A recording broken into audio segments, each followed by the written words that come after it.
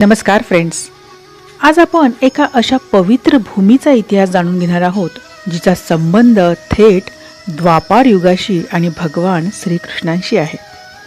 विदर्भाची पंढरी म्हणून ओळखले जाणारे अमरावती जिल्ह्यातील श्री क्षेत्र कौंडण्यपूर आणि येथील प्राचीन अंबामाता मंदिर, जिथे माता रुक्मिणींचे माहेर होते आणि जिथून भगवान श्रीकृष्णाने त्यांचे हरण केले होते, अशाच या मंदिराचे महात्म्य आपण आज रमलखुनामधून जाणून घेणार आहोत। कौंडण्यपूर हे पूर्वीच्या भीमक राजाची राजधानी होते।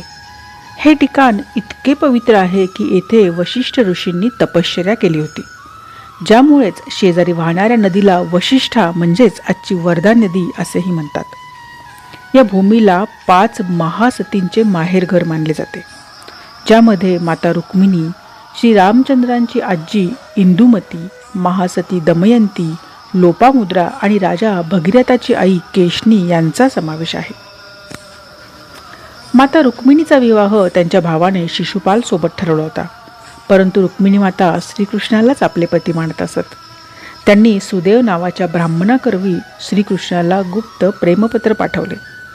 विवाह मंडपात जाण्यापूर्वी माता रुक्मिणी जेव्हा या अंबामाता मंदिरात कुलदेवीच्या दर्शनासाठी आल्या, तेव्हा भगवान श्रीकृष्णाने रथात बसून त्यांचे येथूनच हरण केले होते। मंदिरातील ही अंबामाता मूर्ती जवळजवळ 8500 वर्षापूर्वीची, म्हणजेच सर्वात जुनी आणि पवित्र मानली जाते। या पवित्र भूमीला राष्ट्रसंत तुकडोजी महाराज, श्री संत गाडगे महाराज आणि श्री संत अच्युत महाराजांची तपोभूमी म्हणून लाभ मिळालेला आहे।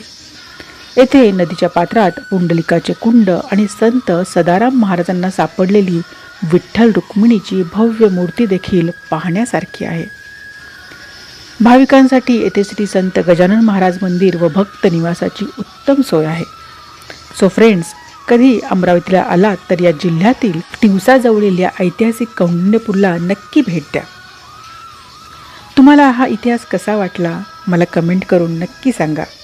व्हिडिओ आवडला असल्यास लाईक करा आणि आपल्या प्रियजनांबरोबर नक्की शेअर करा। अशाच वैविध्यपूर्ण माहितींसाठी रमलखुनाला सबस्क्राईब करायला विसरू नका। बोला जय श्रीकृष्ण।